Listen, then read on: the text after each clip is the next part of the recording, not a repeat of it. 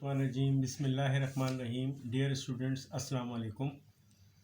जैसा कि आपके इल्म में है कि कई दिन से मेरी तबीयत ख़राब होने की वजह से मैं पेपर्स को बता नहीं पा रहा था। आज कुछ तबीयत बेहतर हुई है तो मैंने कहा कि आपको बैनुल-अक़वामी ताल्लुकात या इंटरनेशनल रिलेशन के हवाले से कुछ बताऊं। अब हमारे पास बैनुल-अक़वामी ताल्लुकात का पेपर यानी इंटरनेशनल रिलेशन का जो पेपर है इंतहाई मुश्किल पेपर है। इस पेपर के अंदर जो है हर साल ही तकरीबन जो है सवालात की नौइयत बिल्कुल एक दूसरे से चेंज होती है और बच्चे जो हैं वो बहुत ज़्यादा डिस्टर्ब हो जाते हैं कि इसमें करना क्या है। सबसे पहली और अहम बात ये जहन में रखिएगा कि इस पेपर के अंदर आप लोगों को आज़म चौधरी की बुक लेनी है और आज़म चौधरी की बुक सबसे बेस्ट है और इनमें सवालात जो है वो सीधे सीधे नहीं है बल्कि टॉपिक्स को ले के आपने उसमें से मवाद की हेडिंग्स बनानी है।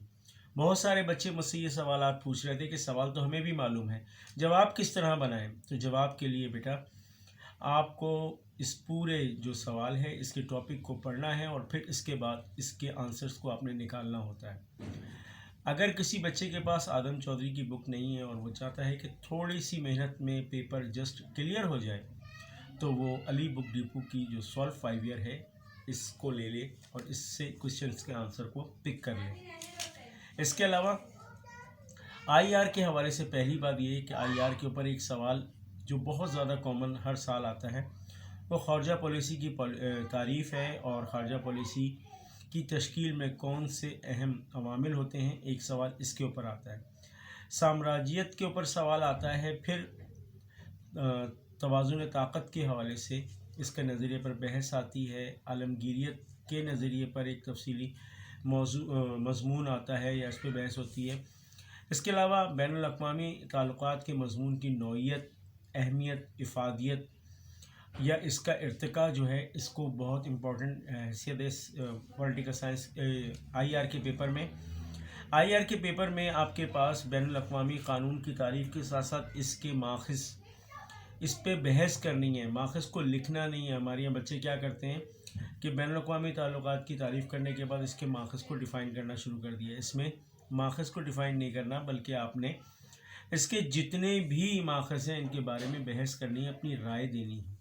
फिर आलमी सियासत में कौम परस्ती, जदीद जो रियासतें हैं इसके अंदर सर्द जंग होने की वजूहात क्या हैं, सर्द जंग क्या होती है, इसके असबाब क्या होते हैं, असरात क्या होते हैं।